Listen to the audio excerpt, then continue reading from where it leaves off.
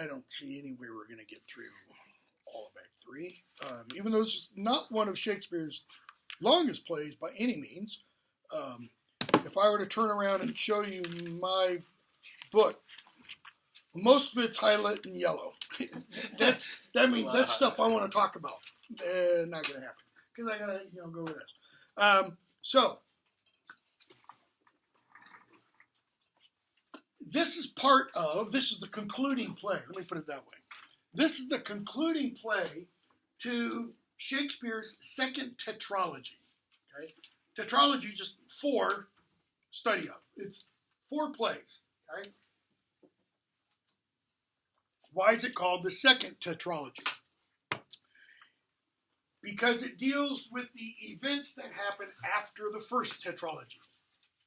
Even though these 4 plays were written before these 4 plays. So the second tetralogy was written first, and the first tetralogy was written second. The second tetralogy deals with later events of English history. The first tetralogy deals with earlier events of English history. Okay? So very, very briefly, the first tetralogy is comprised of Richard II, and I've written down the dates for each of the kings, the regnal dates. That is, the dates in which those kings reigned. This came straight from the back of your book, A71 and A72. Okay? So Richard II, dates are 1377 to 99. This is when Chaucer is writing. Okay? First part of Henry IV, second part of Henry IV, and then Henry V. After Richard III, we're going to go back and we're going to read first part of Henry IV, I believe, and then Henry V. Okay? Henry IV, his dates are 1399 to 1413. Henry V, his dates are 1413 to 1422. Okay? Second tetralogy, Shakespeare writes these probably sometime, maybe beginning as late as as early as 1589, 1588. We know Richard III is performed in 1593, so that's pretty early. Okay, Henry VI. Okay, notice compared to these 3 kings, Henry VI rules a really long time, 39 years, from 1422 to 1461, and then this is first part of Henry VI, second part of Henry VI, third part of Henry VI, and then Richard III. Okay? And then Richard III only reigned for 2 years. And then I threw in these 2 over here to help fill in the gap between here and here. Okay? They are characters in the Henry VI plays and Richard III. I mean, Edward IV figures pretty prominently in at least the first 2 to 3 acts of Richard III. Edward V is there briefly. Okay, he does not reign long because of his dear uncle, which we'll talk about. Right now, these are all called history plays, even though the title of this is The Tragedy of King Richard III. Richard II is the tragedy of King Richard II. But they're history plays in that they deal with English history. Unfortunately, these plays are an awful lot of people's only understanding of English history. And there's a problem with that. Shakespeare's not writing history. He's writing drama. That is, I got to make it interesting. Okay? So if you read the introduction to Richard III, Shakespeare compresses about 13 years' time down into a short time frame. In the Henry IV plays, he takes characters that are, I'll talk about this a little bit when we do Henry IV. He takes characters that are old enough to be another character's father in real history and makes that character the same age as another character. Why? Because he needs a really good foil or character that character A can act off of to help show off his qualities, his virtues and such. Okay? So, we open up at the end of this tetralogy. We opened up at the end of all the problems created ultimately by this king, Henry IV, who deposes Richard II. He's not king when he deposes him. He deposes him, and then he's made king. That begins in germ form. Okay? That begins the Wars of the Roses. Now, he dies, his son becomes king. He reigns, 9 years afterwards. Okay? He dies, his son becomes king. Everything's cool. But there's, between here and here, there's all kinds of infighting. All kinds of, people jockeying for position, cousins getting bumped off, brothers getting bumped off, etc., etc. So, for a very brief moment, turn back to, I'm going to put this back over here. Turn back to, and I'm going to put this up here, I think.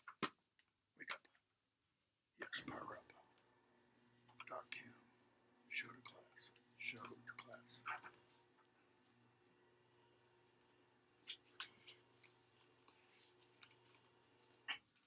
Because this will help. Hopefully this will not move all over. Yeah, that'll work.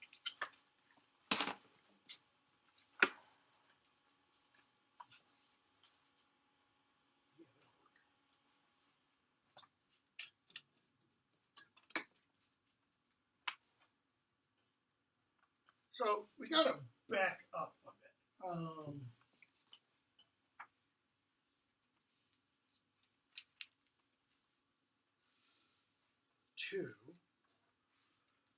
So you've got the Plantagenet kings, okay?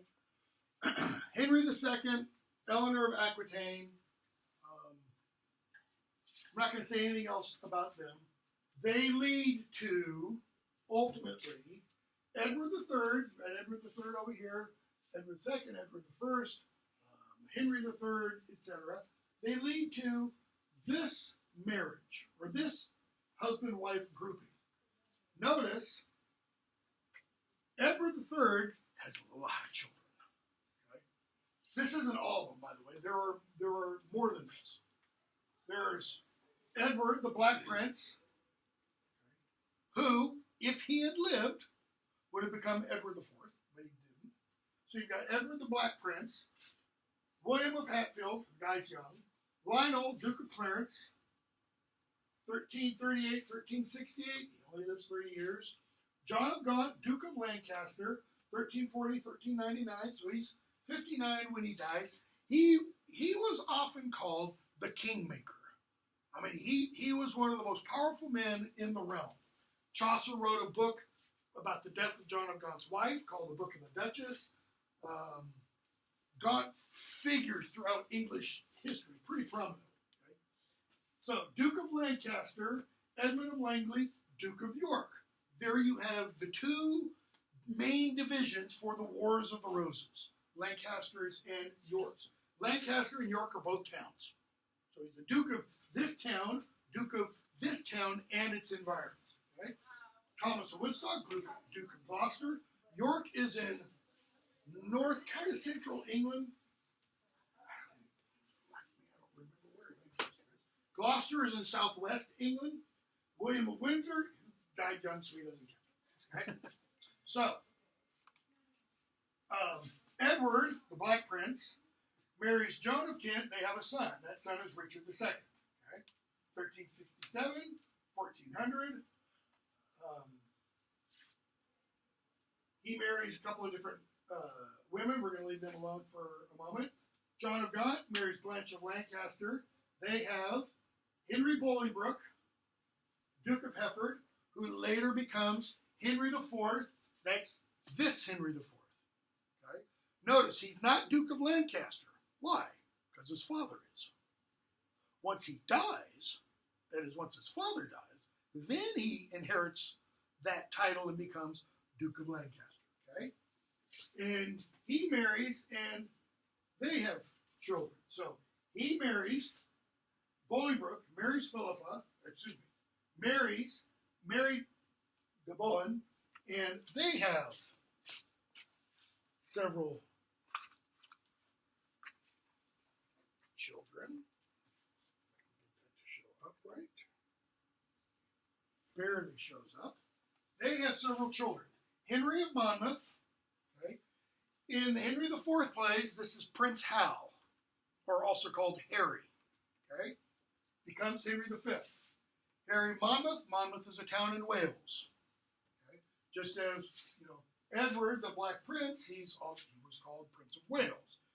Early on, it was established the next person in line, the next male in line, has the princeship of Wales, so to speak. Okay? So, Monmouth, he marries Catherine of Valois, that is, he marries the daughter of the King of France, that's Catherine. They have Henry VI. Okay? Who else does Bolingbroke produce? Thomas, Duke of Clarence, okay? John, Duke of Lancaster, later Duke of Bedford, Humphrey, Duke of Gloucester, who then marries Eleanor. So,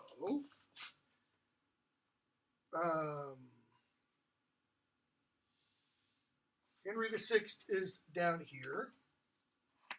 And I'm going to turn this for a second. Henry VI marries Margaret of Anjou. When the play opens, when Richard III opens, Henry VI has just recently died. Actually, he doesn't die. He's murdered. Murdered how? By whom? If you read 1 through 3, it should have come up so far. Richard III. Okay? And or possibly, which one is it? Hastings, I think, kind of takes credit for it. Okay? So he's dead. He's dead. She's still alive. She's alive through quite a bit of the play. In fact, they say some very unnice things about her, and she reciprocates. I mean, she issues these curses early on that just reverberate throughout the play. Just beautiful language by Shakespeare, if you're into curses. Okay? They have Edward, Prince of Wales. Prince of Wales indicates what? Next line. He's future king. 1422, 1461, 1453, 1471. So, king. He's killed by Gloucester. Who's Gloucester? That's not the Gloucester that's up there. That's his uncle. Great uncle, something like that. This is Richard. Richard's the Duke of Gloucester. Okay? And Clarence, or George, is his name, Duke of Clarence. Okay? This Edward is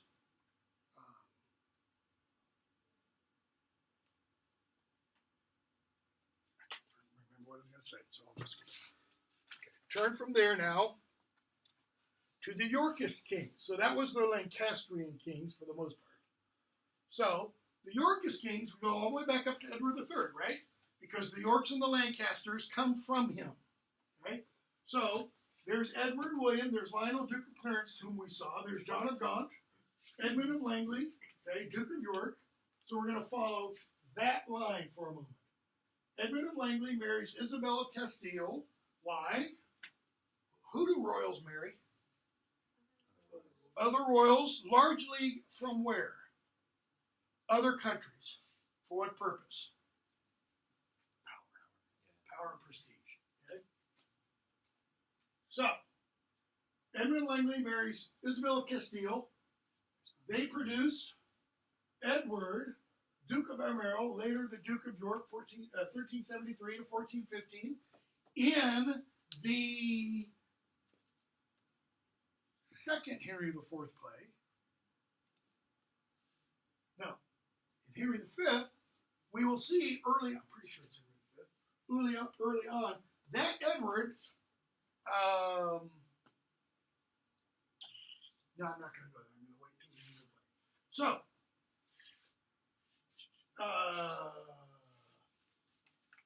comes down to Richard of Cambridge with Anne Mortimer. They marry, they have Richard Plantagenet, Earl of Cambridge, later Duke of York. Okay? And they produce, these two produce this whole line. Okay. Edward, Earl of March, who is Edward the Fourth. Okay, so notice he's not in this group because he doesn't have a separate play about him. He was the one that I had up here behind. Okay? He rules, Edward the Fourth rules after Henry the Sixth, before Richard the Third. Okay? So Edward the Fourth, from 1461 to 83, dies in 83. Why? He's sick, and he's kind of pushed along, let's say. He marries Elizabeth Woodville. She is the Elizabeth who figures prominently in the poem. She has a brother who's just called Woodville. Okay. They have multiple children. Elizabeth, Henry Tudor. This Henry is in the play Henry of Richmond. Okay. Edward the Fifth, who doesn't last long, and Richard, who doesn't last long. These two, if I remember, are the two who are referred to historically as the two little princes. Okay, let's see. Edmund, Earl of Rutland. George, Duke of Clarence. That's the Clarence that is referred to throughout, well, not throughout, first two acts of the play. Who marries Isabel Neville. They have two children. They kind of fall off the page. Richard, Duke of Gloucester, 1432 to 1450. That should be 85. That's a typo. He doesn't die in 1458 because how would he become king in 1483? Should be 1485. Who becomes Richard III, 1483 to 1485. Okay.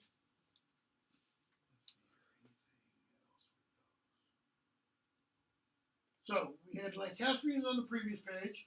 Then the Yorkists, they all come from the same source, and then the Tudors.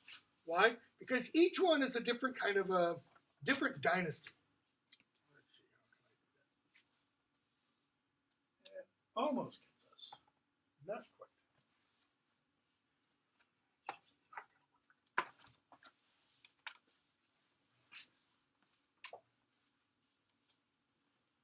Back to Edward III. Notice the Tudor line comes how? Okay. Blanche, John, these two, okay, and you got to follow the Yorks at the same time. So they're coming down. They produce Elizabeth of York, John of Gaunt, with her, hold on, yep, comes over here, Henry IV. This line comes down this way to produce Edmund Tudor, Earl of Richmond.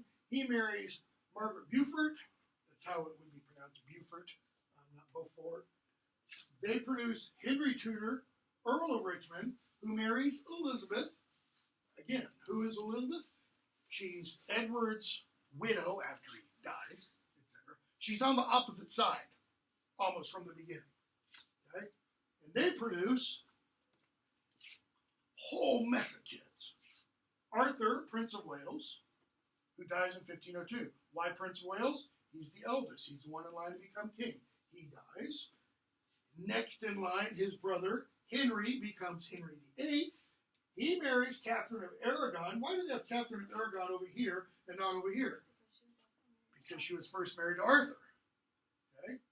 He marries Catherine of Aragon. The two of them produce Mary I.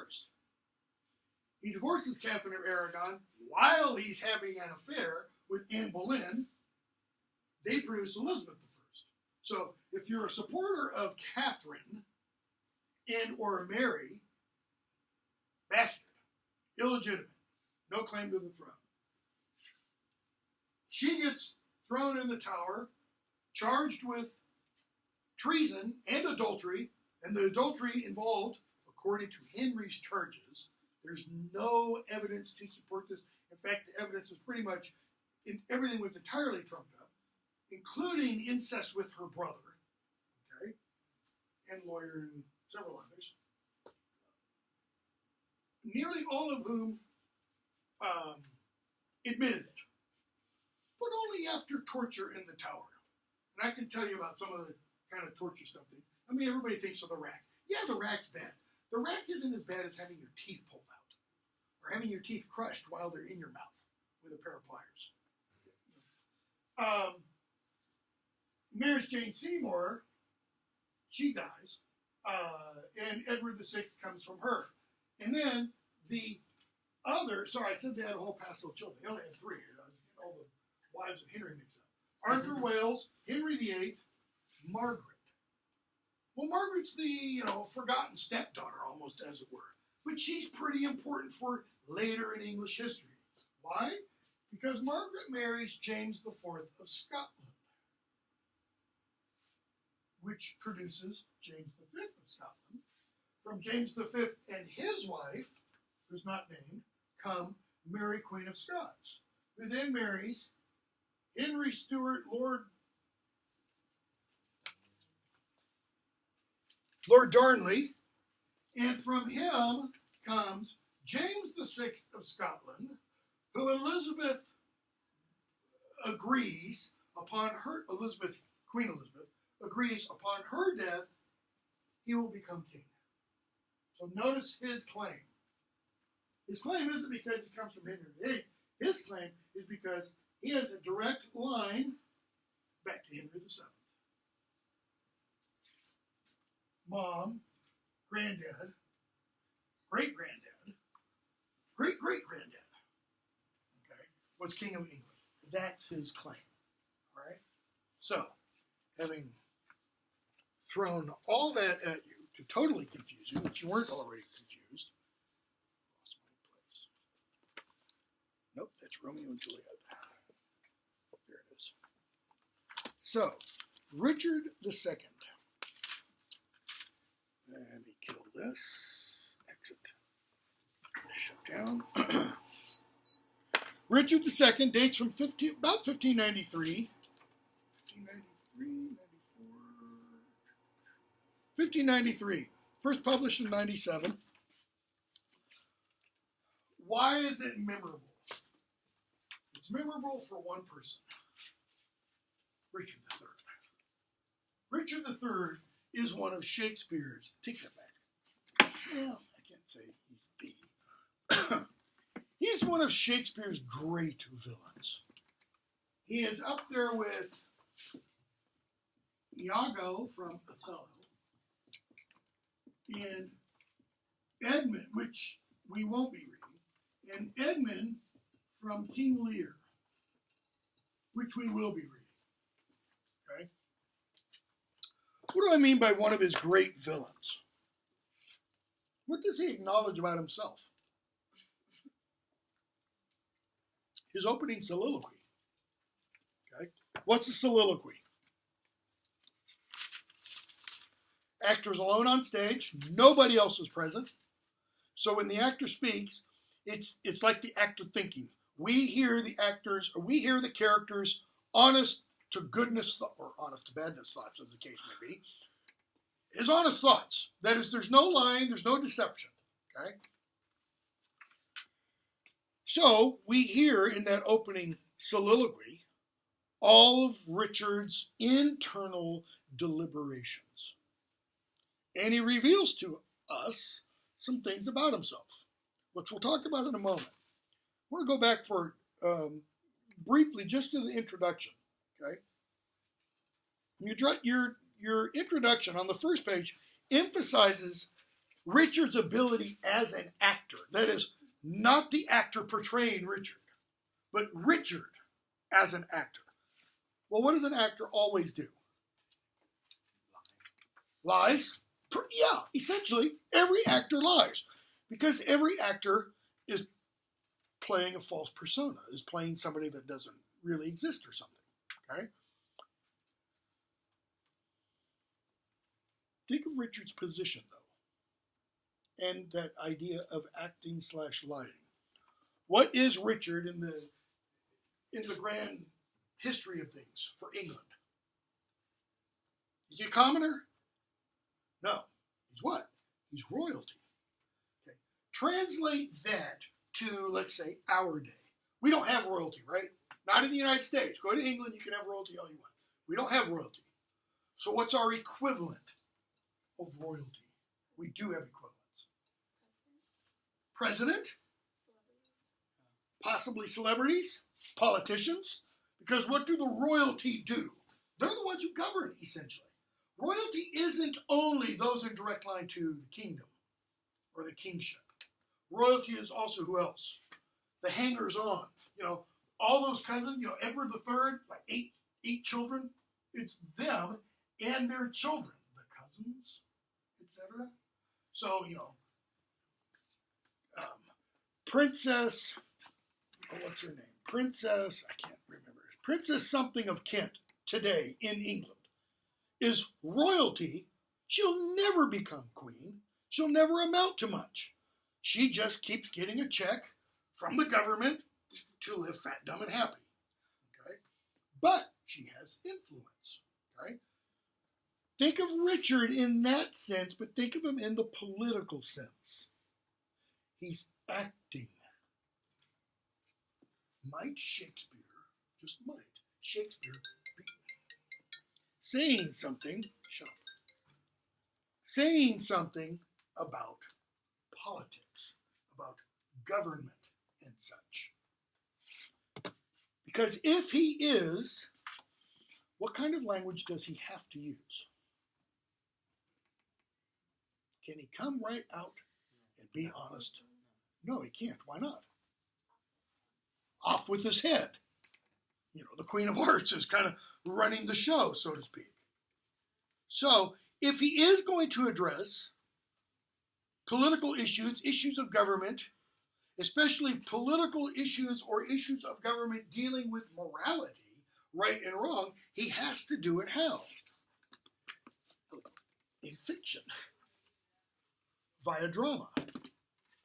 Okay? So you've got a lot about Richard, his performances, so to speak, and such, and about his character. Now, Richard is actually going to allude to us that he is kind of playing the form of vice. And what does he mean?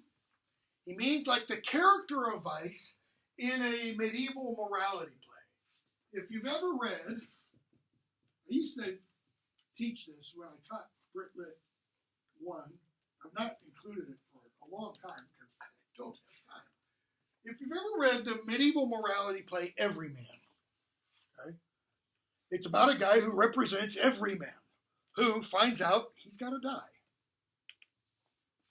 What's he going to take with him to death? That is, who's going to stick with him when he dies? Who's going to be at his side as he goes to his judgment? Well, vice doesn't.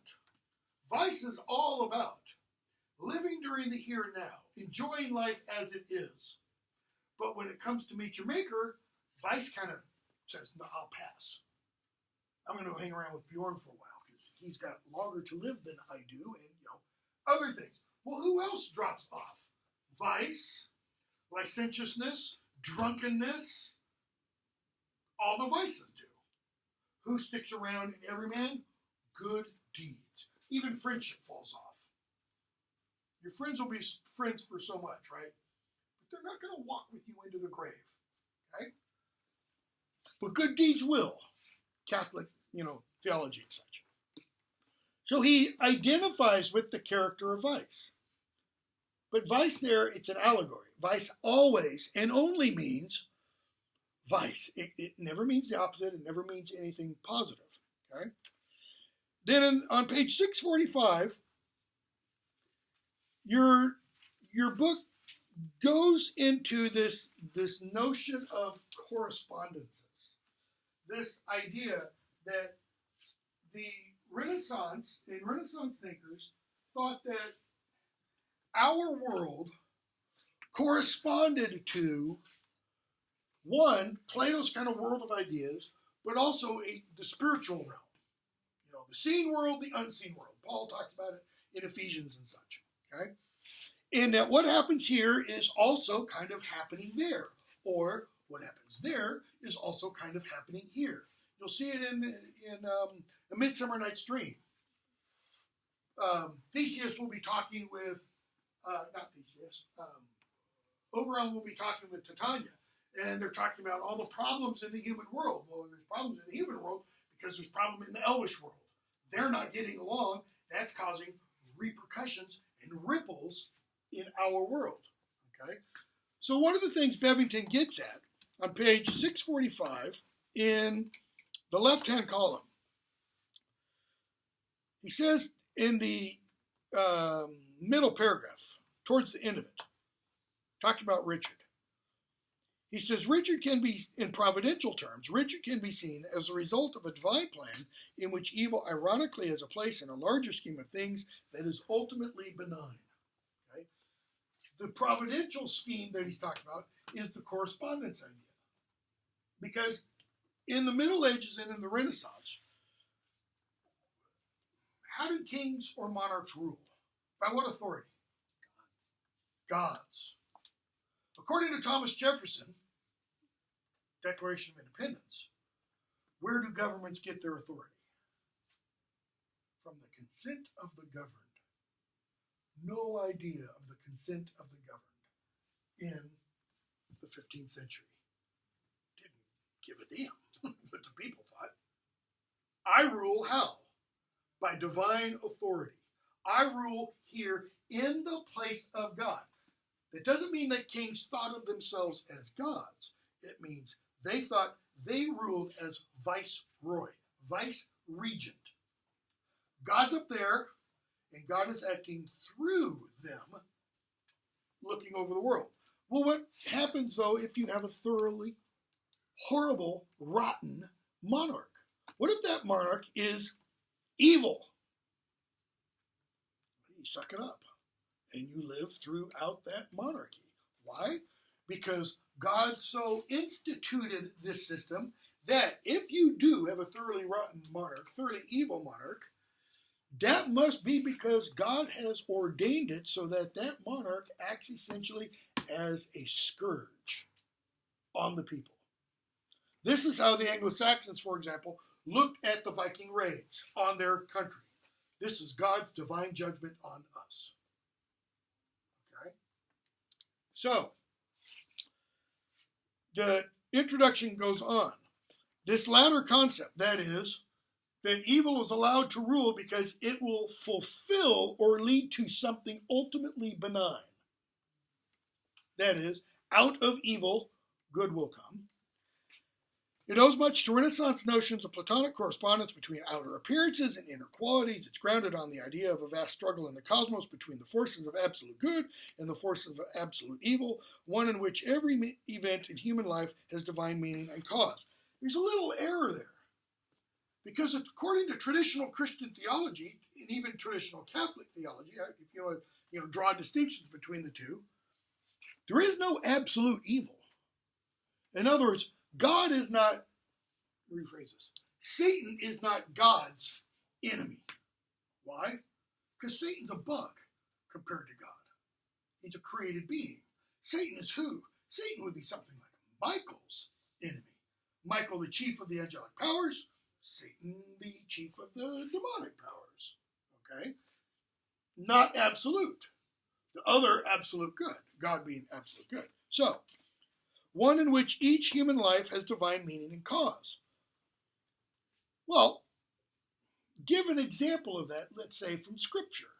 Christ says to the disciples, talking to them about the importance, the value of them. He says, you're so important, not one single hair on your head is not known by God. Okay?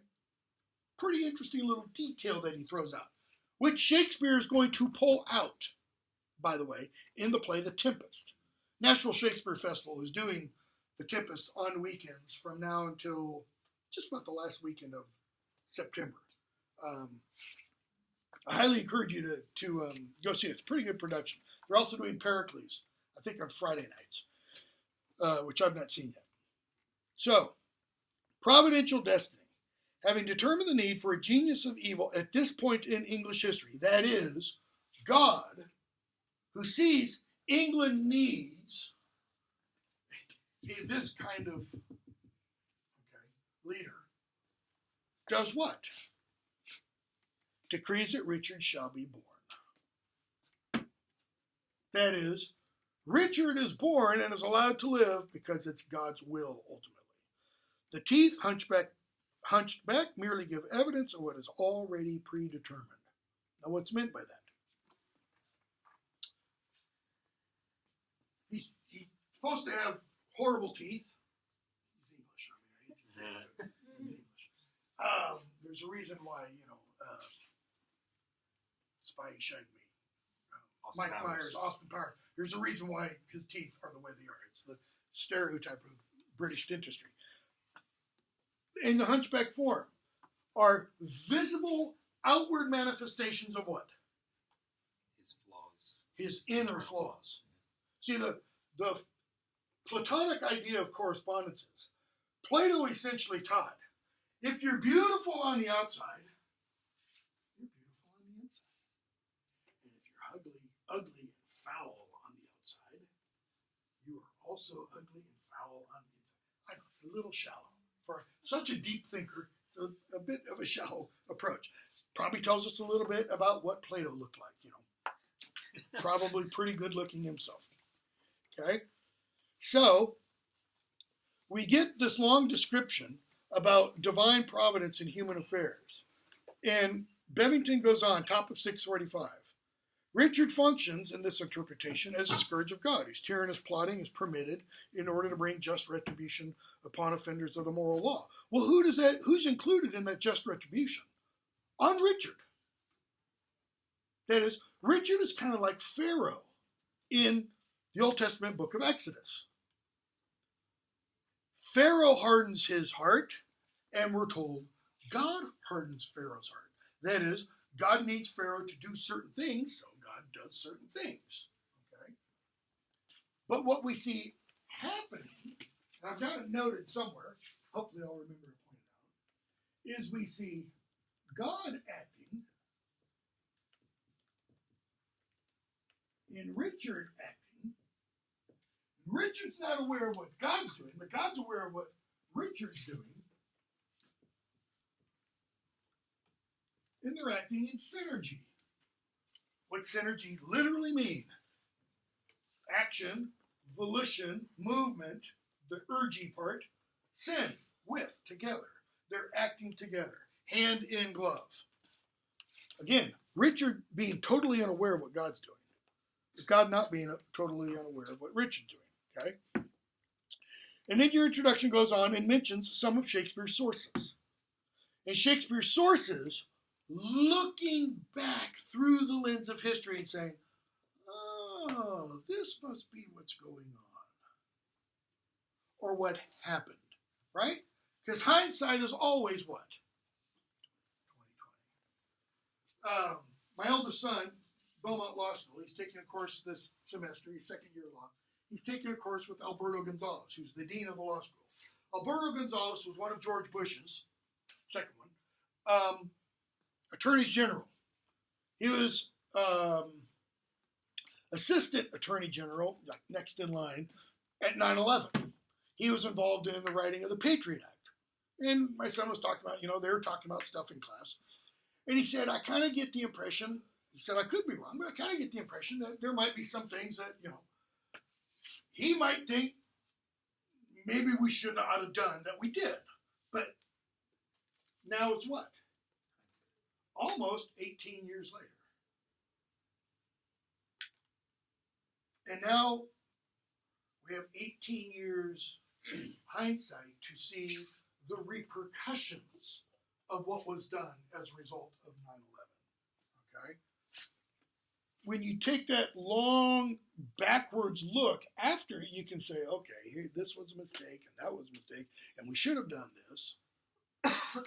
So this is what these historians are doing, because each of these historians that's cited, Edward Hall's Union of the Two Noble and Illustrious Families of Lancaster and York, Holinshed's Chronicles, okay, Polydor Virgil's Anglica Historia, every one of those is written when? Either during the reign of Henry VIII or shortly thereafter.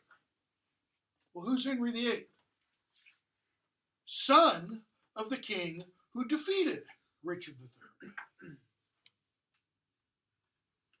To the victor of war goes what? The writing of the history. If Richard III had won, what would we know about Richard? Would we have the impression of him as this hunchbacked, thoroughly evil? No, we wouldn't. We'd know what your introduction actually says somewhere in here, that he was actually, from what we know, from what survives, a pretty good administrator. And he wasn't hated by the people. Shakespeare makes it sound like, by the end of the play, Richard is absolutely hated by everybody. I mean, everyone turns on him, seemingly. Okay? So, Richmond, last paragraph on that page 645, in this Tudor explanation. Well, what does that really mean? In this Tudor revision of history. Because Richard didn't get to write his own history. Becomes God's minister, chosen to destroy the scourge, and thereafter to fulfill a new and happy covenant. Richmond becomes what? The Savior. He's going to be the one, Richard, Henry VII. He's going to be the one to do away with the evil and restore Eden, so to speak. Okay? Top of 646. Accordingly, the Tudor myth stressed the tyrannical nature of Richard III's seizure of power, conversely minimized the political and Machiavellian elements in Henry VII's takeover. Well, Henry VII's takeover, you could go back to their ancestor, Henry IV's takeover, because Henry IV manipulates people so that Richard II is deposed. And essentially says, I wish somebody would take care of Richard. And a couple of guys do. And then they lose their heads for murdering the deposed king. He's like, I never said that. I didn't want the guy killed. Okay? So what is one of the things that we see throughout all of these plays is how do leaders manipulate us? Just keep in mind, we're going to take it back, not keep in mind. Look for manipulation in the play and think, what if Richard had this? What if he'd had this? How would he have been able to manipulate the people? Okay? Let's see here. Yeah, let's skip the rest of the introduction since we're. Is that literally? Yeah, it's. So you got a lengthy list of dramatis personae. This is, I think, one of the plays where Shakespeare has more than average number of characters in the play. Which one is it? Antony Cleopatra is a play written towards the end of his life that has the most characters of any of his plays. And for some reason, Antony and Cleopatra, which I might add and take something else out, is also written without act and scene structure. There's no divisions in the first folio. We don't know if it was actually like that in Shakespeare's manuscript, but what survives, the original didn't have it. So he opened with Richard's great soliloquy. And your introduction did mention a couple of productions. One with Ian McKellen, 1995. It mentions Laurence Olivier. He almost always mentions Laurence Olivier's productions. Because Laurence Olivier, was the star of all Shakespeare stuff in the 1950s, essentially. He mentions Ian McKellen's in 95, which is kind of set in the 1930s, which is good. But he also, he just briefly alludes to Al Pacino's. It's either Looking for Richard or Seeking for Richard, which is a film version of kind of a film being made of Richard III, but it's Richard III acted out like we're putting on this film. Okay, so there's, you see cameras and you see lighting and stuff, but the dialogue's all from the play with Al Pacino. Yeah, Al Pacino as Richard III. Is that right? Yes, Al Pacino as Richard. I keep getting Merchant of Venice popping in my mind because he also plays Shylock in that, and it's superb, really, really good. So if you want to watch a version, I would look for that one. Now is the winter of our discontent made glorious summer by this son of York, and all the clouds that lowered upon our house in the deep bosom of the ocean buried.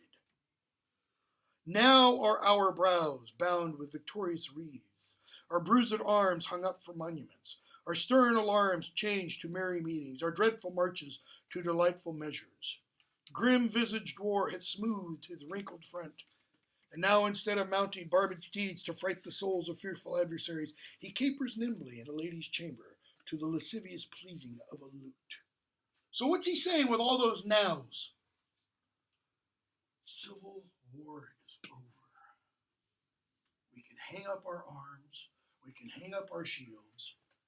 Now, in fact, we're told, what? He capers nimbly in a lady's chamber to the lascivious pleasing of a lute. Talking about a soldier going into his girlfriend's bedroom, listening to the music, dancing to it. But I. What does but always imply? Not me. Contrast. I'm going to switch this. He's saying the realm is at peace. Not me. And that's where he introduces the conflict. Because I'm not at peace, guess what? If Dad isn't happy, no one's happy, kind of a thing. That am not shaped for sportive tricks, nor made to court an amorous looking glass. That is, he doesn't sit around looking in the mirror all day. Why? Because he's ugly. I that am rudely stamped, and want love's majesty to strut before a wanton ambling nymph. Want, I lack love's majesty. This is Danny DeVito to Chris Hemsworth. Put it that way. Okay? Love's majesty, Chris Hemsworth.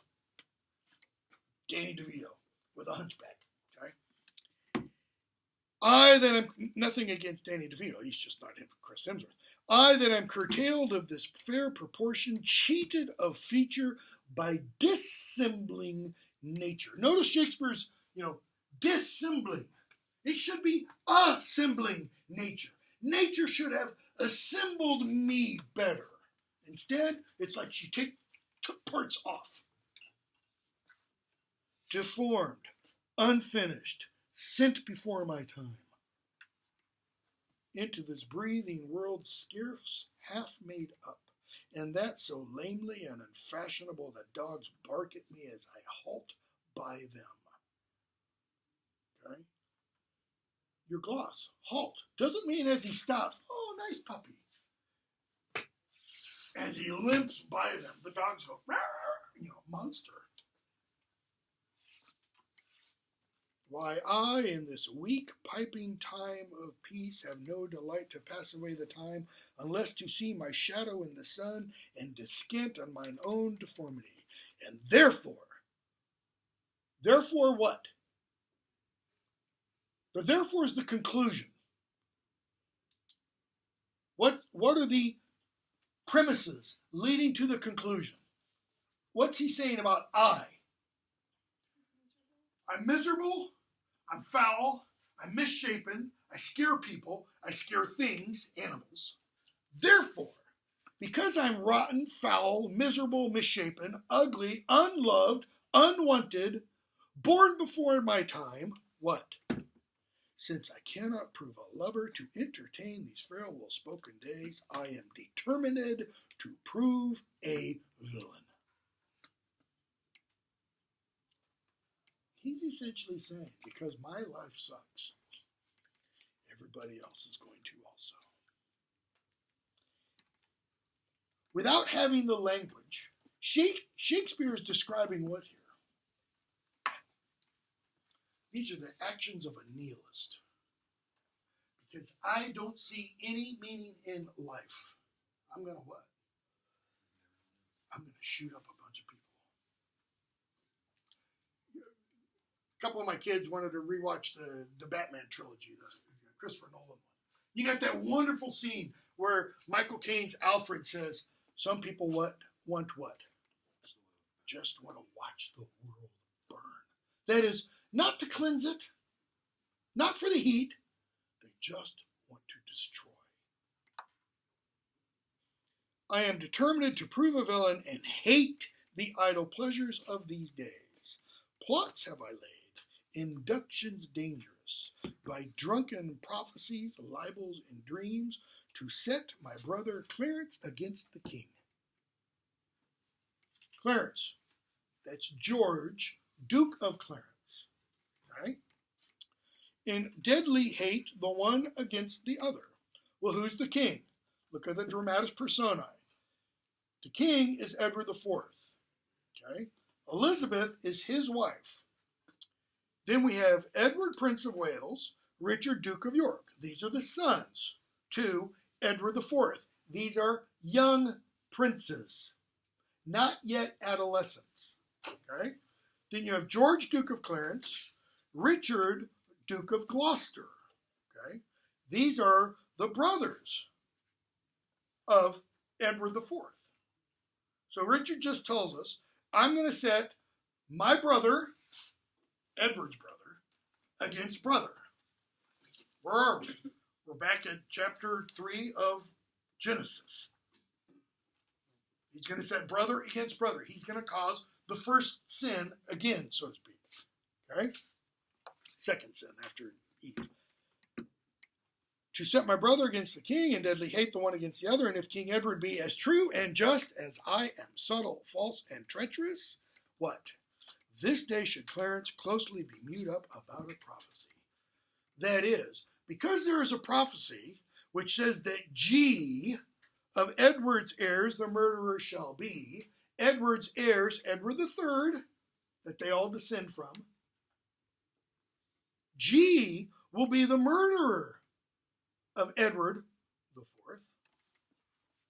He plants it in his mind that the G is what?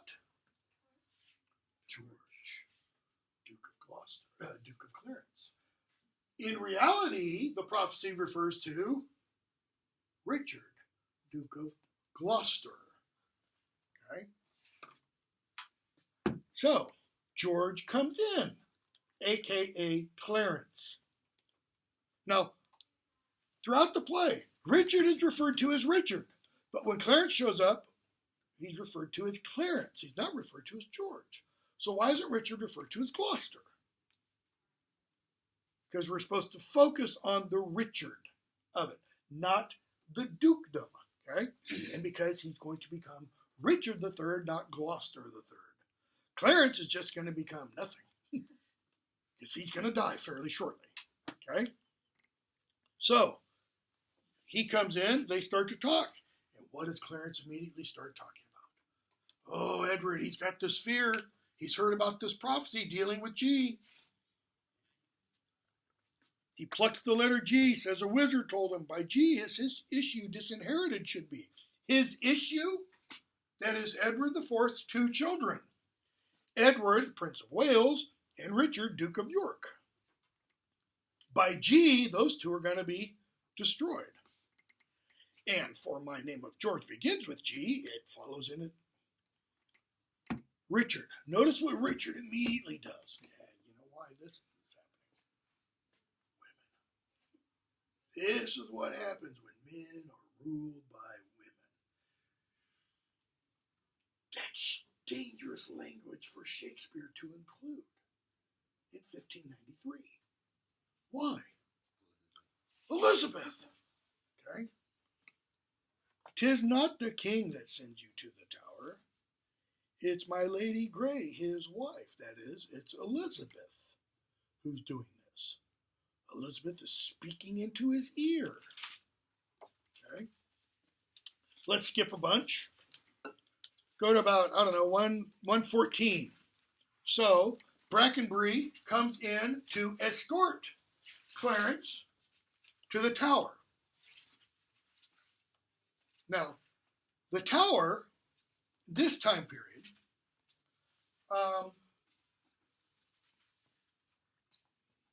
is both a prison and a royal house.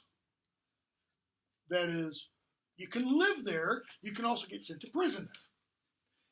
Being sent to prison there can be pretty not a bad life. That is, you can have servants, you can have your family brought with you, and you know, it wouldn't be like an 8 by 10 cell. Go to the Tower of London today, you know, take one of the tours, and you can go into some of the places, not many because people live there today, the beef eaters live there. You can go in where some of the people lived. And, I mean, rooms bigger than this. Okay? Where they had servants and the whole 9 yards. But if you really angered the monarch, then you'd go down into the dungeons of the Tower, which were pretty bad. They weren't pretty bad at this point. They become really bad during Henry VIII's reign. That's where the Tower gets all of its ultimately negative connotations. I mean, Henry turned it into a hellhole, okay? So, Clarence gets ready to go off, line 112 or so, and line 114. Richard says, your imprisonment shall not be long. Now, that's always taken as being a little bit of dramatic irony. Why? Because literally it means, well, you won't be there long.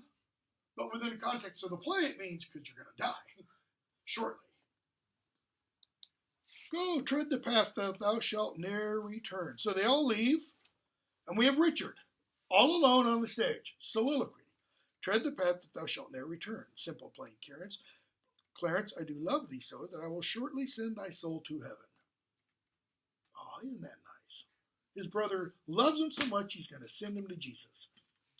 If heaven will take the present at our hands. Now, take the present can mean two things.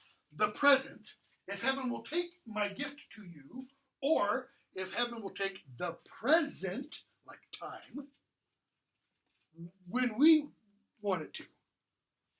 Okay? Hastings comes. Notice, it's the new delivered Hastings. Why? Because Hastings has been in the Tower.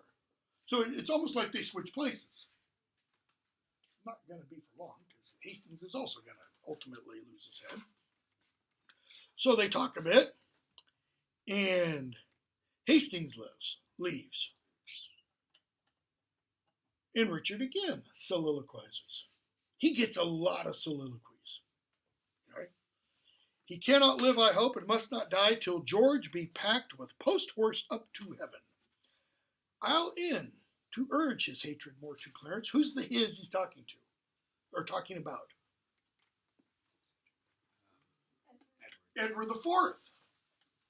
What's he mean? He cannot live, I hope, and must not die till George be packed. He can't live much longer. Edward IV is sick, but I don't want him to die before Clarence dies.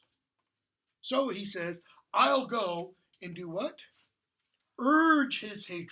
He's going to go plant even more seeds in Edward IV's mind about his brother, George, Duke of Clarence, to just make sure that Edward pushes him the rest of the way. That is, executes Clarence. I'll urge his hatred more to Clarence with lies well steeled with weighty arguments. Well steeled, well supported, well buttressed.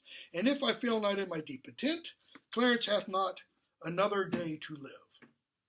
Which done, that is, once Clarence is dead, God take the king. Notice, not God save the king, God take the king. God take King Edward to his mercy and leave the world for me to bustle in. God take Edward to his great reward and leave the world, because Edward's not going to need it, to me. For then I'll marry Warwick's youngest daughter. What though I killed her husband and her father? Warwick's youngest daughter. I killed her husband and her father. Her father, that's her father-in-law. Who's her father-in-law? Henry VI. So what's he saying he's going to do? He's going to marry the daughter-in-law of the dead king. He's going to marry the wife of the man he murdered. How's he going to pull that off? The which will I, not all so much for love as for another secret close intent, by marrying her which I must reach unto. That is, I don't love her, but I need her. She's a piece in the puzzle. But yet I run before my horse to market. That is, but I'm getting ahead of myself. Whoa, slow down, everybody. Clarence still breathes. Edward still lives. Once they're gone, then I can count my gains. Okay? So, 1, 2. What has Richard just talked about? I'm going to marry this woman.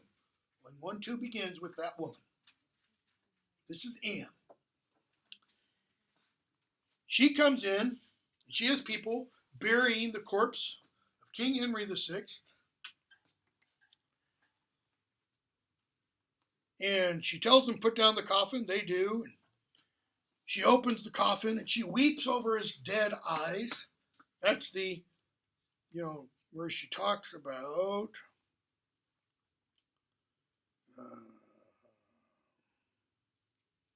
lo, in these windows that let forth thy life, I pour the helpless balm of my poor eyes. So his eyes are closed, and her tears are watering his face. And then she gives us the first of some of Shakespeare's best, curses. Lines 14 and following. Accursed be the hand that made these holes. Cursed the heart that had the heart to do it. Cursed the blood that let this blood from hence. More direful hath betide that hated wretch that makes us wretched by the death of these that I can wish to wolves, to spiders, toads, or any creeping venomed thing that lives. That is, may he be more cursed than any of these things that she names. Wolf, spider, toad, or any creeping venomed thing that lives. Creeping venomed thing implies serpent. Like biblical. Most cursed of all things. She's saying, may he be more cursed even than the serpent. She's not happy with Richard. If ever he have child, abortive be it. Let it die in the womb. Prodigious and untimely brought to light, whose ugly and unnatural aspect may fright the hopeful mother at the view. Because mother's supposed to look at their child and go, oh, and this one's supposed to go. And that be heir to his unhappiness. If ever he, dramatic irony, if ever he have wife, let her be made more miserable by the life of him than I am made by my young lord and thee. And if you understand how dramatic irony works, she's just cursed herself. Okay? Because she's going to be or become his wife. So Richard comes in. And she says, what black magician conjures up this fiend to stop devoted charitable deeds? Fiend. That's devil. Okay? He tells them, put down the corpse, or I'll make a corpse of him that disobeys. So they kind of tell him to stand back. Richard, unmannered dog, stand thou when I command. Advance thy halberd higher than my breast. With what authority is Richard speaking? Duke of Gloucester. What else? Brother of the king. That gives him authority. Okay? And the bearers set down the hearse. Why are you trembling? What, do you tremble? Are you all afraid? She says, I blame you not, for you are mortal. And mortal eyes cannot endure the devil. And that's Satan. You are mortal. Him I'm not so sure about. Avaunt, thou dreadful minister of hell. That is, leave. Thou hadst but power over his mortal body. His soul thou canst not have. You could kill the body, but you can't take his soul. Christ says to the disciples, fear those who can harm the soul. Don't fear those who can harm the body.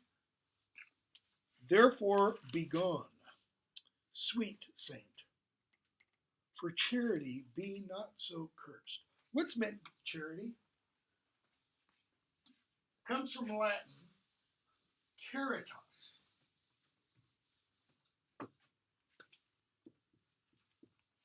For love, be not so cursed. And what do we see happen in this fairly long scene? We see them rat-a-tat-tat back and forth. Just one verbal barb after the other. It's called sticomythia. Okay? You see it in its greatest use by Shakespeare in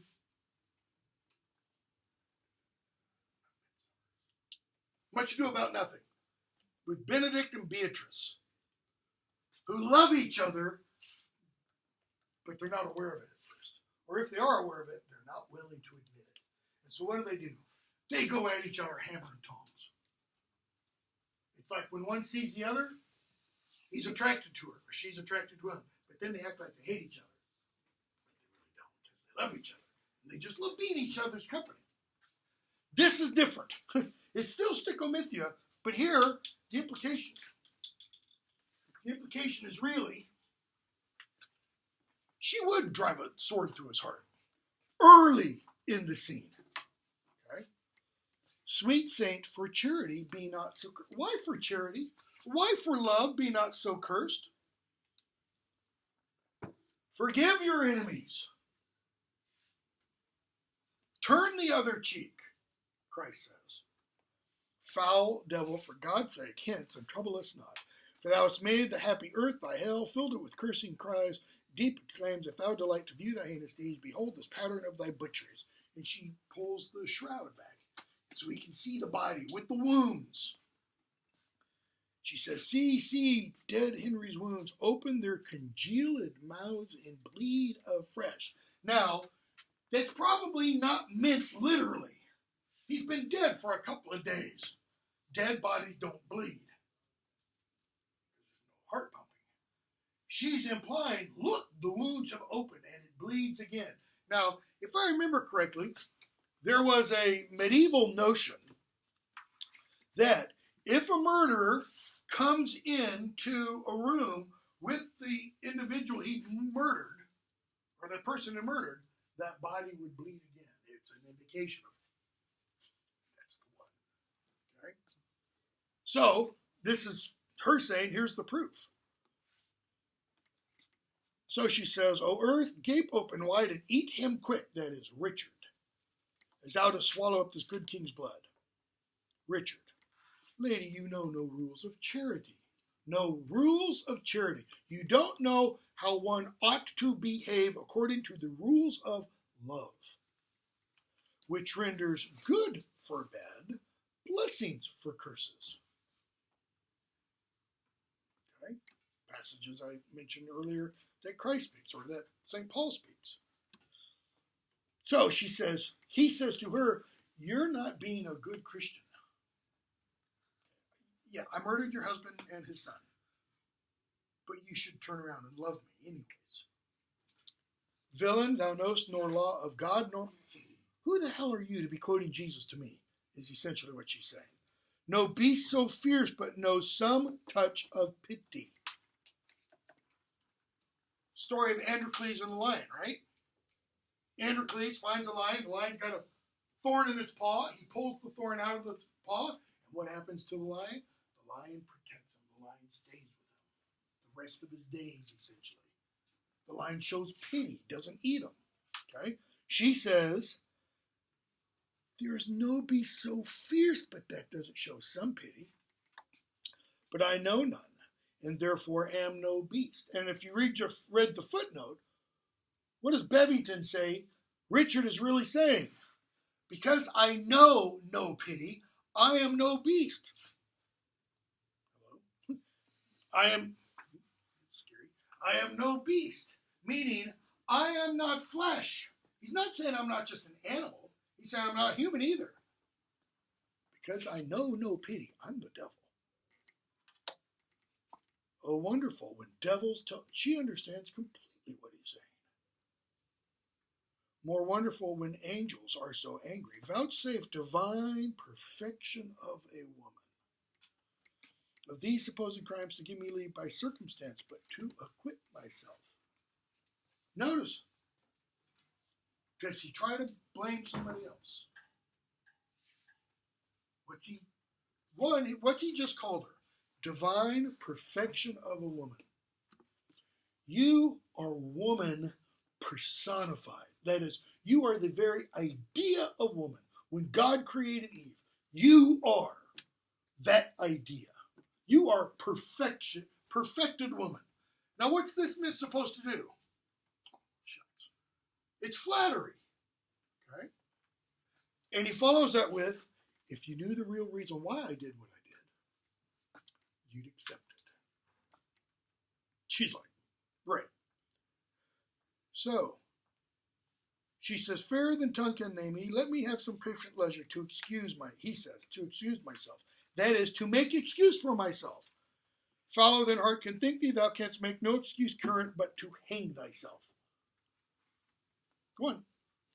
By such despair, I should accuse myself. Why? Because if you hang yourself, what does that show you lack? Despair literally means what? De, space.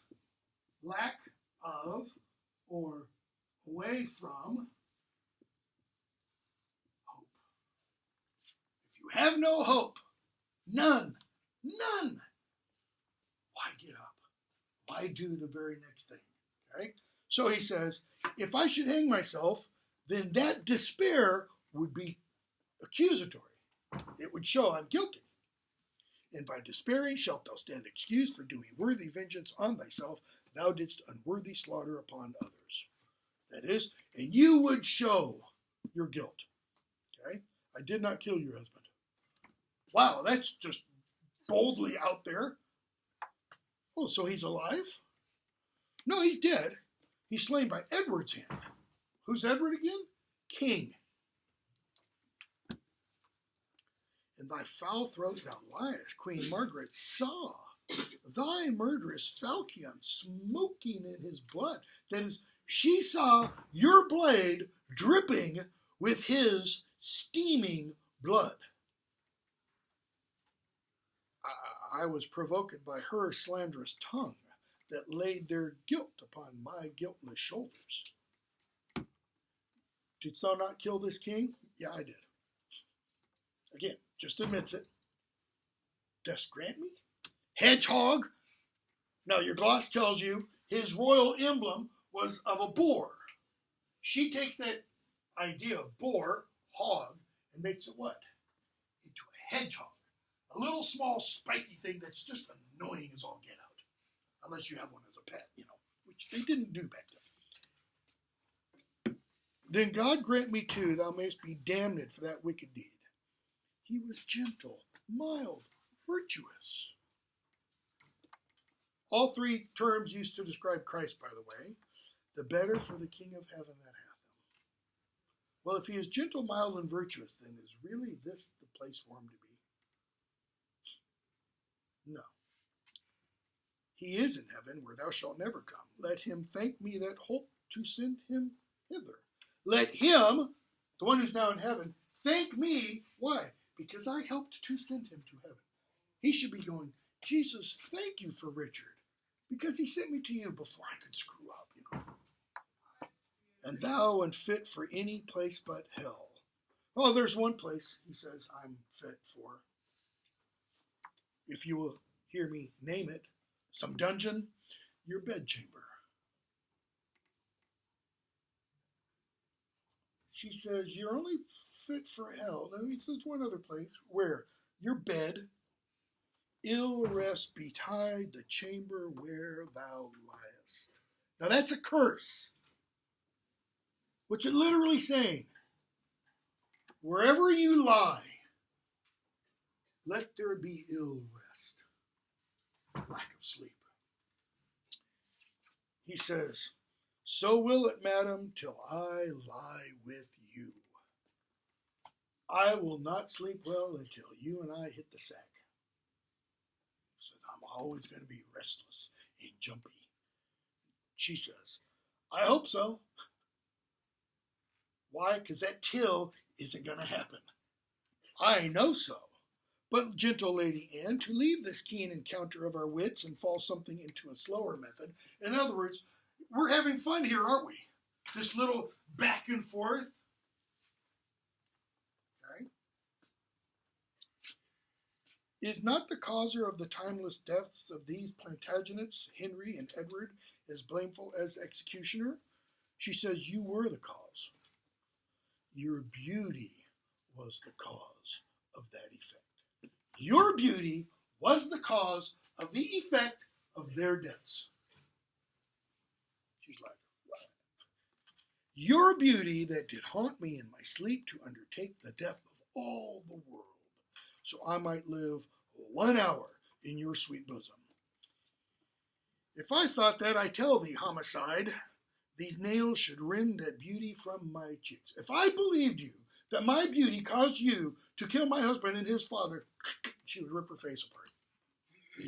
These eyes could not endure that beauty's rack. You should not blemish it if I stood by. As all the world is cheered by the sun, so I by that. It is my day, my life. Your beauty is my daylight. It's my sun. What's he doing? What's he attempting to do? It's more flattery. He's trying to convince her, I killed your husband and his father because of my love for you. She says, black night o'ershade thy day, and death thy life. Curse not thyself, fair creature, thou art both. I were to be revenged on thee. He says, well, that's weird and strange. You want to be revenged on him that loveth thee? It's a quarrel just and reasonable to revenge on him that killed my husband. He that bereft thee, lady, of thy husband, did it to help thee to a better husband. I killed you, why? I killed your husband, why? He didn't deserve you. I do. He didn't deserve you. I do. With the teeth and everything. He lives that loves thee better than he, the previous he, your husband, could. Name him. Plantagenet. That's the family last name. It's not Lancastrian and York. Those are offshoots of Plantagenet. So when he says Plantagenet, why, that was he. That was my husband's name. Self-same name, but one of better nature. Where is he? Here, and she spits at him. Why dost thou spit at me? Would it were mortal poison for thy sake. Never came poison from so sweet a place. Never hung poison on a fouler toad. That's telling us, I think at least, if the play is done right, when she spits on him, she hits him in the face with a big old ball of spit. So it's dripping off him. Out of my sight thou dost infect mine eyes. Thine eyes, sweet lady, have infected mine. Well, a medieval and early Renaissance commonplace is, how do we fall in love? Our eye beams get entangled. Which is why you hear about the woman's gaze. It's dangerous for a man to look at a woman and have their eyes meet. Why? Eye sex. And if eye sex happens, can you bar the door? Because you know what's going to eventually happen. Okay? And she says, oh, I wish they were basilisk's eyes. If you've read Harry Potter, what happens when the basilisk looks at you? You die. He says, "Oh, I would they were, that I might die at once. For now they kill me with a living death." And he's playing there not only on this idea that I would die blessed, I would die happy by you looking into my eyes, but he's also playing on the Renaissance common notion that sexual orgasm equaled death. So when you have an orgasm, a little part of you dies. And so you'll hear poets say, kill me again, that I might rise and die again, and rise and die again, etc. John Donne does that a lot. Okay, it's 11:04, not nearly where we need to be.